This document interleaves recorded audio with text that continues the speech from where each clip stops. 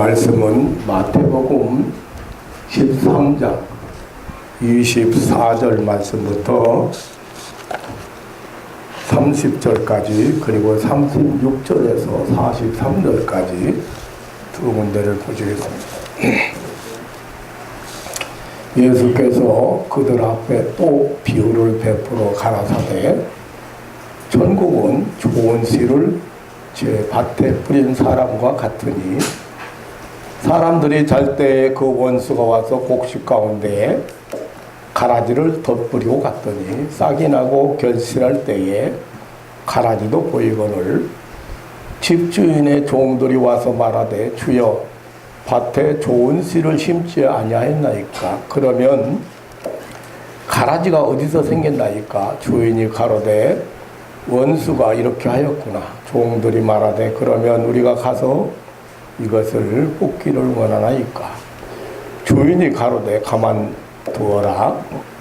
가라지를 뽑다가 곡식까지 뽑을까 염려하노라. 둘 다 추수 때까지 함께 자라게 두어라. 추수 때에 내가 추수꾼들에게 말하기를 가라지는 먼저 거두어 불사르게 단으로 묶고 곡식은 모아 내 곡간에 넣으라 하리라.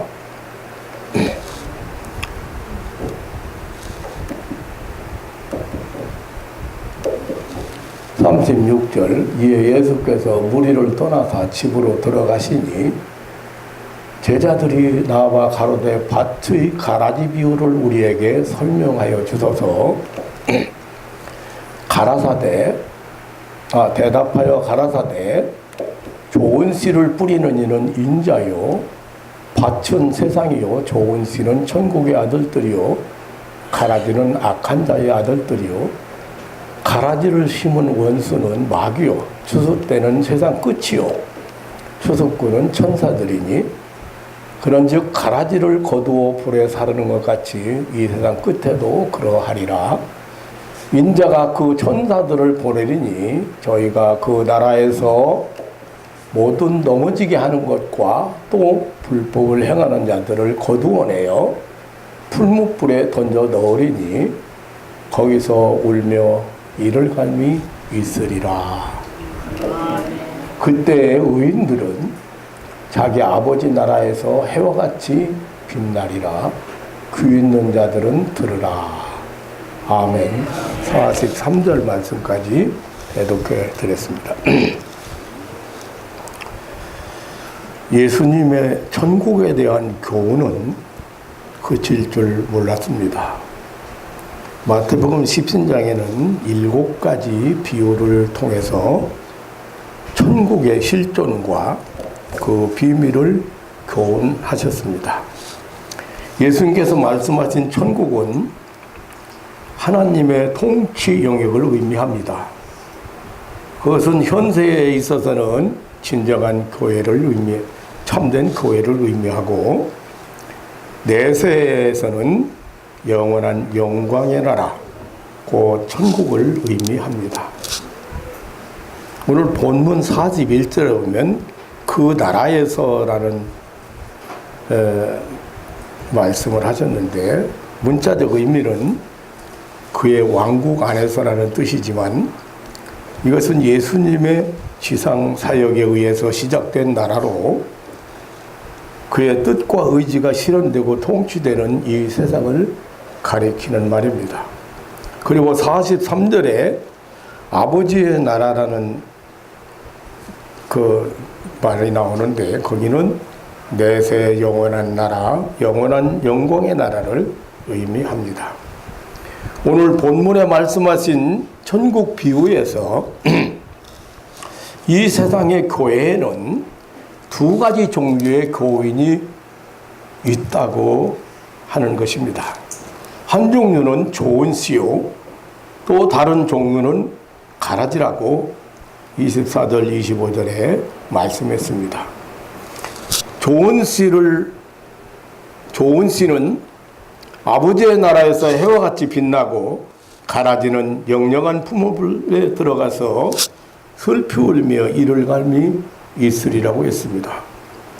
오늘 말씀을 통해서 하나님 나라에서 해와 같이 빛나는 축복을 약속받은 나와 여러분이 이 세상 여러 가지 어둠의 세력으로 인해서 오는 고통이라든지 아픔 속에서도 감사하며 찬송하며 살 수 있는 믿음이 생겼으면 하는 마음입니다.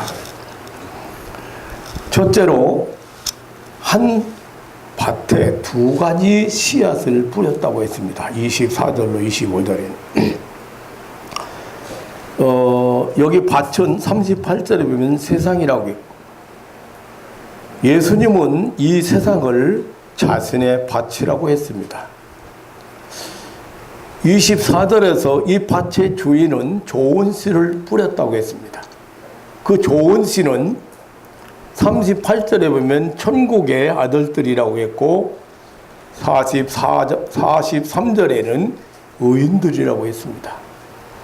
이 좋은 씨는 믿음으로 구원에 이르는 영생의 사람들을 의미하고 있습니다.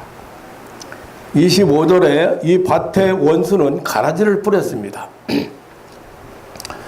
똑같은 밭인데 주인은 좋은 씨를 뿌렸고 그리고 원수는 가라지를 뿌렸습니다. 좋은 씨보다 시간적으로 늦게 뿌렸습니다. 이 밭의 주인의 종들이 쉬는 시간이었습니다. 좋은 씨를 뿌린 그 위에 가라지를 덧뿌리고 갔습니다. 이 가라지를 덧뿌린 자는 원수라겠습니다. 28절과 39절에서 그 원수를 마귀라고 했습니다. 그 원수 마귀는 25절에서 어둠을 이용하여 뿌렸다고 했습니다. 남의 밭에 몰래 뿌렸다고 했습니다. 남의 밭에 가라지를 덧뿌렸습니다. 남의 밭에 아무런 해도 입히지 않을 것처럼 자기의 정체를 숨기고 와서 가라지를 뿌리고 가버렸습니다. 나중에 그가 뿌린 가라지가 자라서 해독을 끼칠 것이기 때문입니다. 여기 가라지는 유대나라에서는 독보리라고 합니다. 독보리. 이 열매를 먹으면은 구토하고 설사를 하다가 일으키고 죽게 된다고 합니다. 예수님은 이 가라지를 38절 악한 자의 아들들이라고 했습니다. 악한 자의 아들들은 요한복음 8장 44절에 보면 그 아비가 마귀라고 살인자라고 했습니다. 진리가 그 속에 없는 자라고 했습니다. 욕심이 가득한 자요 진리 가운데 서지 못하고 거짓말하는 자라고 했습니다.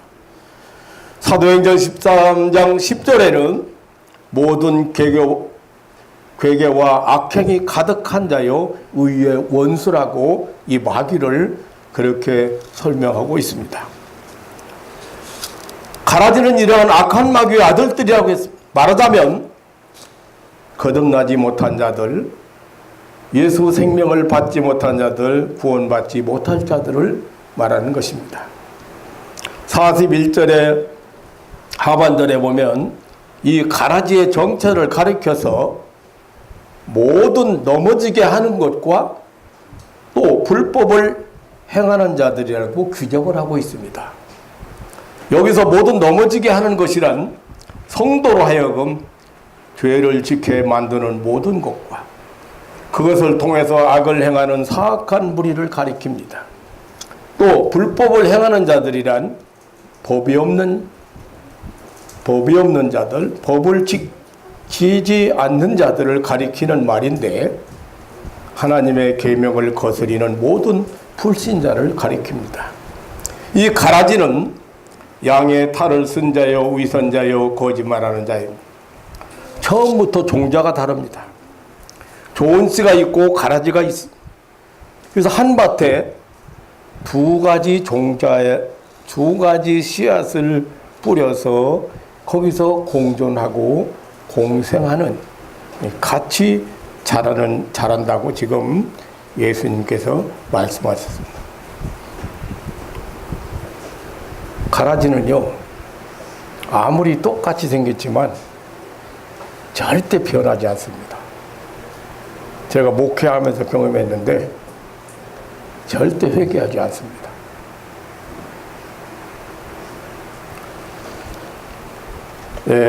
믿음이 좋은 것 같고 또 일도 잘하는 것 같고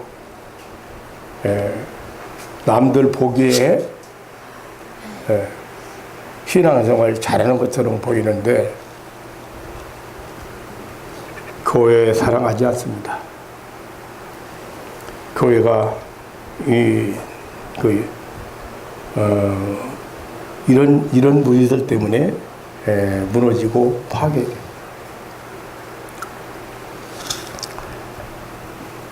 양을 잡아먹는 일이요.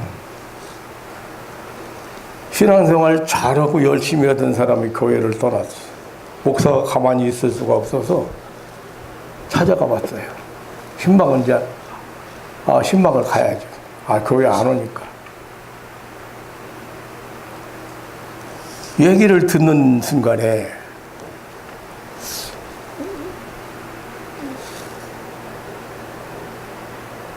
누구의 말을 듣고 넘어가서 교회를 안 왔는지 금방 캐치가 돼요. 여러 사람이 교회를 떠났어요. 떠날 사람들이 아닌데 떠났어요. 자기는 교회를 안 떠나면서 다른 사람을 떠나게 만들어. 자기는 뻣뻣이 서 있어요.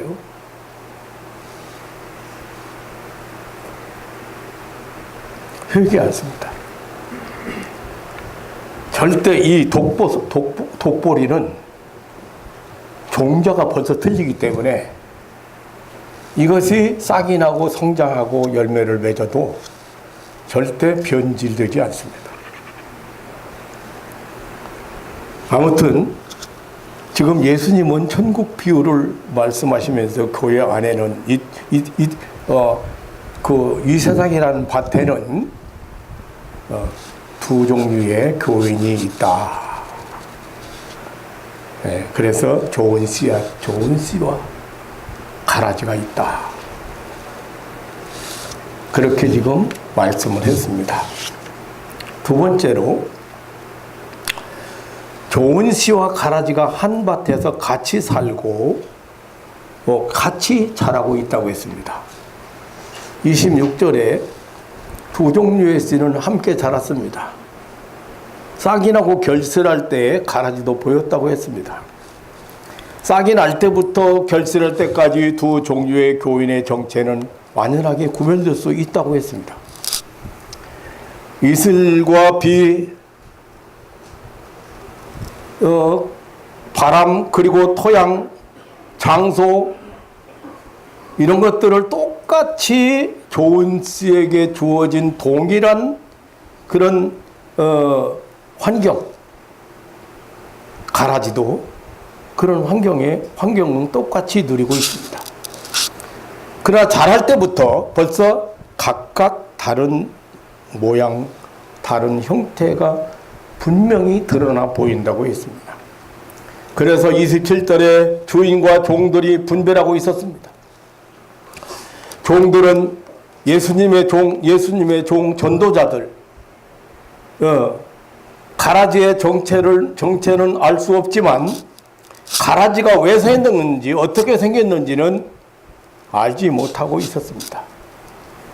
가라지가 저게 가라지구나 그 정체는 알 수 있지만은 가라지가 왜 생겼는지 어떻게 생겨났는지 알지 못하고 있었습니다. 그러나 주인은 가라지에 생긴 이유를 원수 마귀가 덧뿌렸다고 알고 있었습니다. 28절에 종들이 주인의 밭에서 이러한 가라지를 보는 일은 안타깝고 괴로운 일입니다. 그 가라지 때문에 주인의 선한 이름과 명예와 좋은 땅이 악용되는 것, 그리고 좋은 씨가 질식당해서 결실에 지장이 오는 일로 인해서 종들은 괴로워하지 않을 수가 없습니다. 그래서 종들은 그 가라지를 28절에 보면 그 가라지를 처치하고 싶었습니다. 그러나 그 밭의 주인은 가만히 두라고 했습니다. 그것은 좋은 시인, 구원받은 신자들을 위함이었습니다. 주인신 예수님께서 여기 가라지를 그냥 두라고 하신 것은 가라지의 결정적인 심판을 내다보고 있었기 때문입니다. 그것들에게는 끝날의 불심판이 있기 때문이라는 것입니다.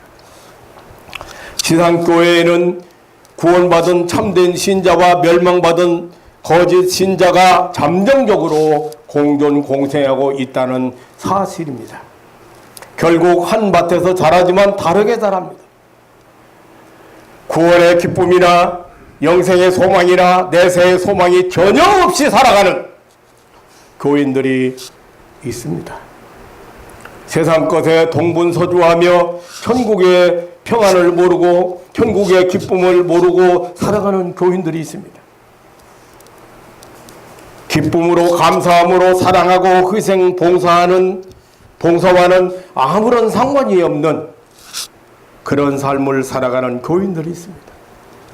이 세상 것을 위하여 육신의 만족을 위하여 다투고 싸우고 시기하고 미워하고 원수시하며 살아가는 교인들이 있습니다. 항상 원망과 불평과 부정적인 태도로 하나님 나라를 살아가지 못하는 교인들이 있습니다. 여러분 꼭 아셔야 될 일은 여러분들은 하나님께서 부르신 이유가 하나님 나라를 살아가도록 하시는 거예요.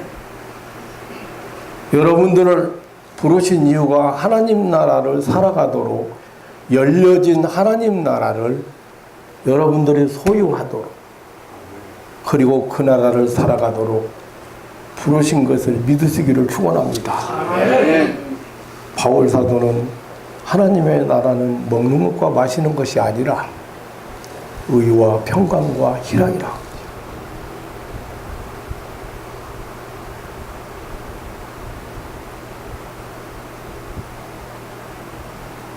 하나님 나라는 잘 먹고 잘 사는 게 아니라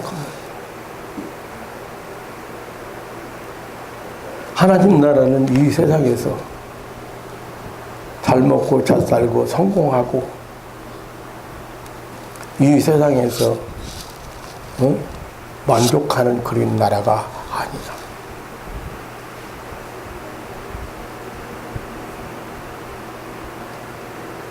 저는 만나는 사람마다 목사님 오래 사셔야 돼요. 목사님 건강하셔야 돼요. 오래 사셔야 돼요.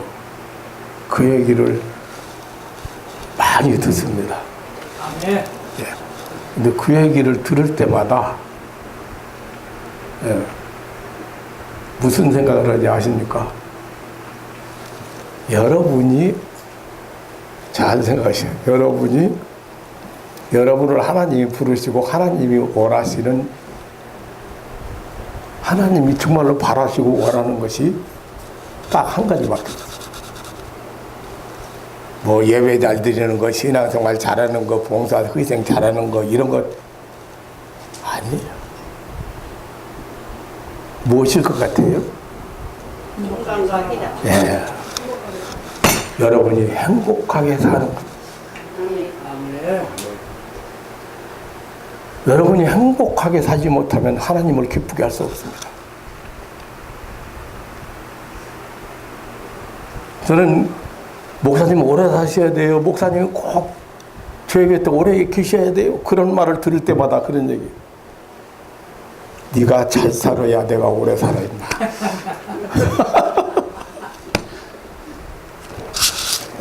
아니 시험 들고 불행하게 살고 고통 속에 살고 병들어 살고 실패하고 살고 그러는데 목사가 어떻게 오래 살아? 아니에요.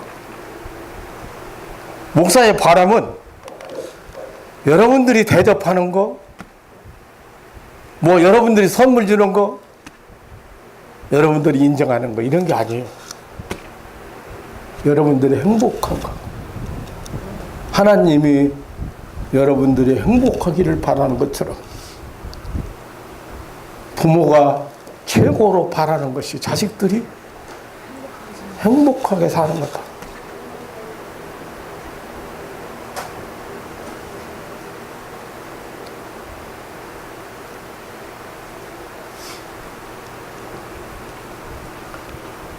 여러분, 빨리 여러분들을 무겁게 하는 거, 힘들게 하는 거, 고통스럽게 하는 짐을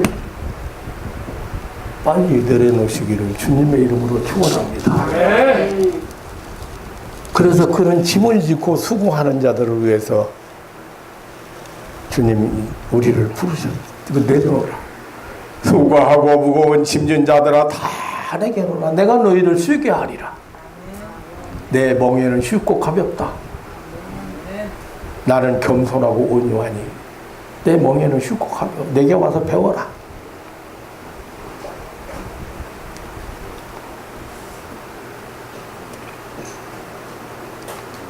그런데 교회 안에는 영원한 천국에 대한 소망, 영생에 대한 소망, 이런 거 하나도 없이 사는 사람 많아. 기쁨으로, 감사함으로, 사랑하고, 희생하고, 봉사하는 아무런 상관없이 살아가는 사람 많습니다.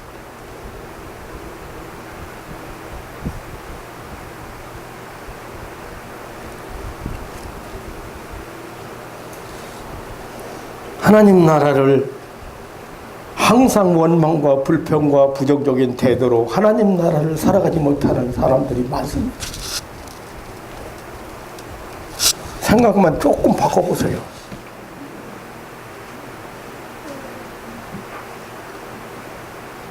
그렇게 부정적인 사고를 하게 하는 마귀의 시험 앞에 여러분 스스로 불행한 사람으로 살고 있는 거죠.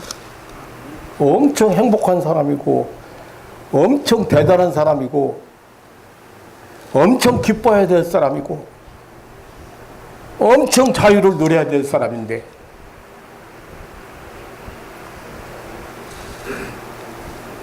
마지막으로 두 종류의 종자는 결국 갈라진다. 갈라지는 그런 최후 심판이 있다는 것입니다. 30절에. 같은 밭에 뿌려진 두 종자는 같은 밭에서 같은 조건의 혜택을 받으면서 공존공생했습니다. 주인은 둘 다 추수 때까지 자라게 두라고 했습니다. 추수 때에 가서 처리하겠다고 했습니다. 추수 때는 39절에 세상 끝날이라고 했습니다. 결국 유한한 이 세상의 시간이 끝나버릴 때가 온다는 말입니다. 시간이 필요 없는 영원한 시대가 온다는 말입니다. 그날이 바로 세상 끝날, 곧 추수 때입니다. 최후의 심판날입니다. 추수꾼은 30절이나 39절에 천사들이라고 했습니다. 마태복음 25장 31절에 보면 이 천사들은 세상 끝날 최후 심판날에 하나님의 공의로운 심판 사역의 수종자들입니다. 요한계시록 14장 14절로 19절에 보면 영생과 영벌에 대한 예수 그리스도의 의로운 판결을 수행하도록 채용된 자들이 바로 천사들입니다. 오늘 30절 40절 가라지는 영벌로 좋은 씨는 영생으로 나누어진다고 했습니다. 가라지는 먼저 거두어집니다. 주인밭에 있는 가라지는 우선 한 대 모으고 단으로 묶는다고 했습니다. 하나님이 없다는 무신론자들, 육신의 만족을 찾던 향락주의자들, 하나님을 대적하고 믿는 자들을 핍박하고 괴롭히던 박해자들, 선을 행하는 척, 의인인 척, 신앙인, 선한 사람인 척, 위선자들, 하나님의 이름을 이용해서 노락질하고 이권에 침입하던 자들, 점립하던 이단자들, 잘못된 길로 인도하고 사기치던 자들, 하나님의 영광을 가로채던 그런 이단자들이 하나로 묶어질 것입니다. 결국 풍요불에 던지움을 받게 됩니다. 구더기도 죽지 않는 지옥의 불꽃 속에서 영원히 죽지 않고 영생할 것이라고 했습니다. 42절에서 그 꺼지지 않는 불목불에서 슬피 울며 이를 갈미 있으리라고 했습니다. 여기 이를 간다는 헬라어 부르구모스라는 단어를 보면은 굶주린 짐승의 으르렁대는 모습을 나타낼 때 사용된 단어인데요. 영원한 멸망의 지옥불에 들어간 자들이 그 고통이 너무 극심해서 울부짖는 모습을 묘사하기를 부르구모스 이를 간다.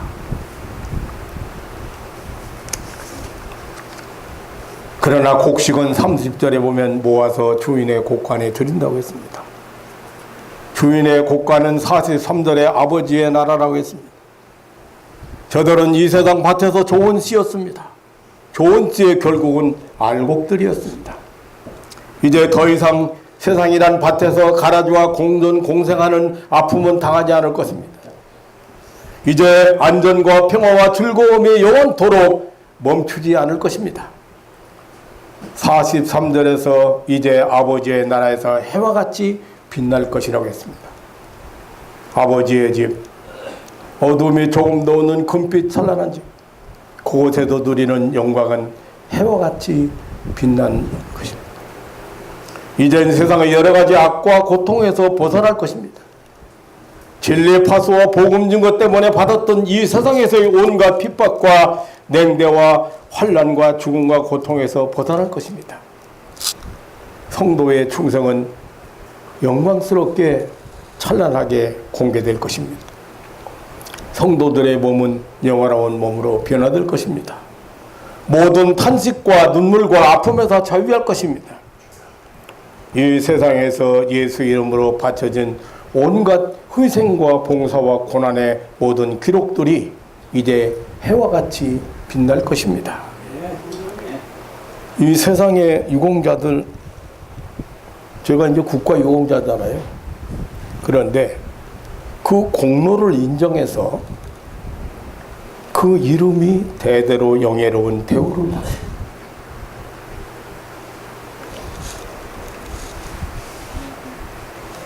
나는 국가유공자로서 대우를 받으면서 받는 중에 야, 이렇게 대우를 받아도 되는가 이렇게 하면서 하나님 앞에 감사하는 중에 내 마음속에 이런 음성이 들렸어요. 복음 전도자, 영혼 구원을 위해서 일하는 복음 전도자 전국의 유공자들이 이 땅에서 받는 건 비교가 안 된다 이놈아. 전국의 유공.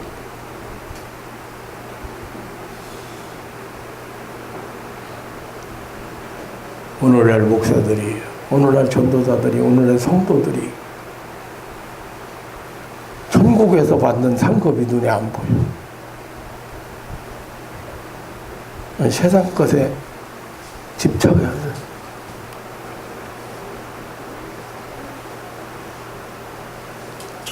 뜻이 있는 사람들 눈물을 많이 흘려야 돼.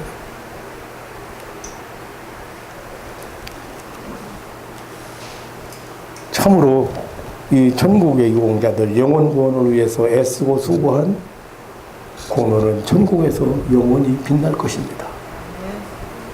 지금 제가 국가유공자인데요.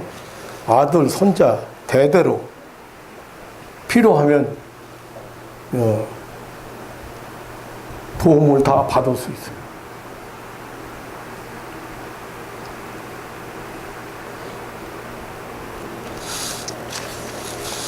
이 세상에서 유공자도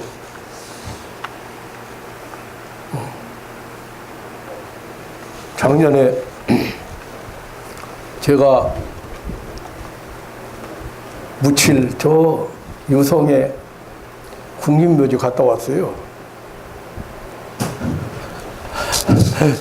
가만히 생각하니까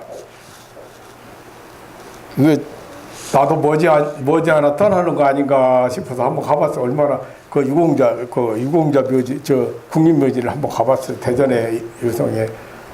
서울은 꽉 차서 이제 못 가고, 이천에는 아파트 6월함 이렇게 있는 거, 이천에 그거 하는 데가 있다고. 국가 유공자들. 근데 대전의 유성에, 서울은 좀 복잡하고 좁은데 대전은 차 타고 한 바퀴 빙 다 동교되어 있어요. 무덤 앞까지 다 가게 돼 있어. 나중에 조성된 것이기 때문에. 그런데 아무래도 제 4지구가 이제 비어 있는데 4지구, 5지구 그쪽으로 들어가지 않나 싶어. 유공자 묘지가 뭐 금방 내 채워지진 않을 거고, 네, 그쪽에 가지 않나 싶어. 그래서 사진 몇 컷 찍어가지고 왔는데, 거기 딱 들어가니까 전시관이라는 걸 보니까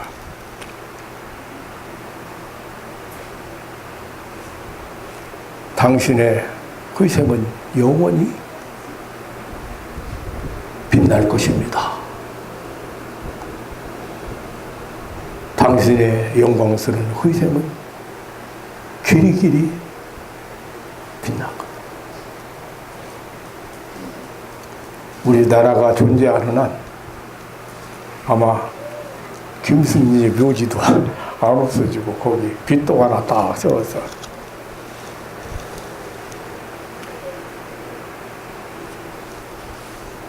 그런데 영원한 천국에서 우리 예수님은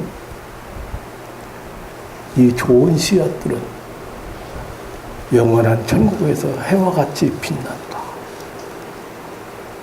아멘도 안 넘어가. 아멘도 안 넘어가. 그러니까 세상에다가 소망 두고 세상 것 쳐다보고 미워하고 질투하고 싫어하고 그것 때문에 그냥 근심 걱정하고 그것 때문에 막 짜증내고, 네, 그렇게 살지. 천국에 소망을 두고 살아야 될 사람들이.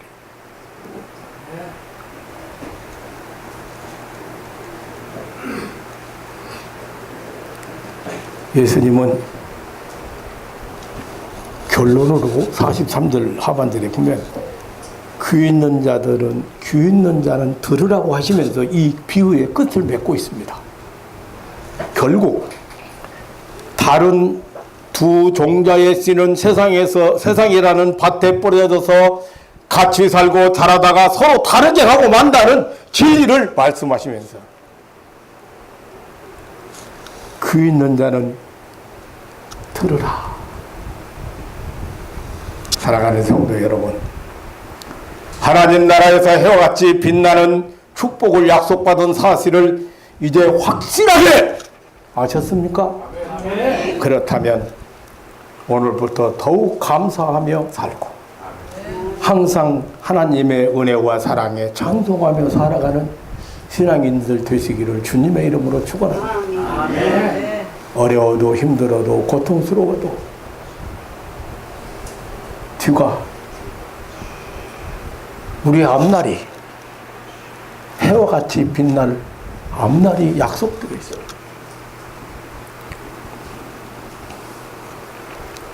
천국에서 해와 같이 빛날 내세의 영원한 삶, 귀 있는 자만이 들을 수 있는 천국의 비밀입니다.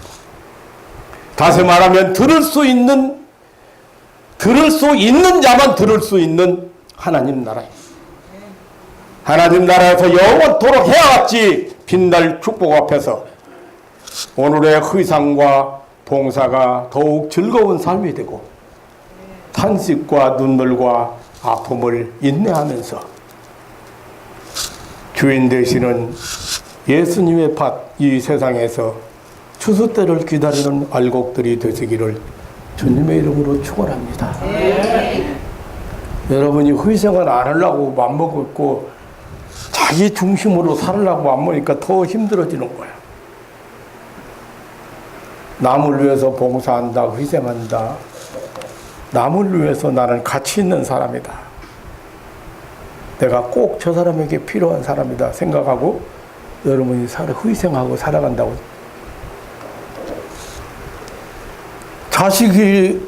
자식을 사랑하는 부모는 그 사랑 때문에 자식 위해서 희생하는 거 희생이라고 생각 안 씁니다. 벌써 나는 희생한다 그런 마음을 먹었으면 그건 희생이 아니 벌써.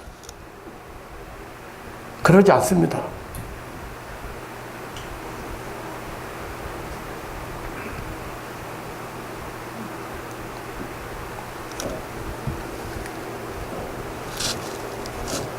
추수 때를 기다리는 알곡들로서 감사와 찬양으로 하나님께 영광을 돌리는 삶이 되시기를 주님의 이름으로 축원합니다. 자비로우신 아버지 하나님, 오늘 또 예수님께서는 놀라운 천국의 비밀을 비유로 말씀하시면서 제자들을 가르치셨습니다. 우리에게 이 말씀을 이렇게 명백하게 들을 수 있는 귀를 열어주신 것을 감사합니다.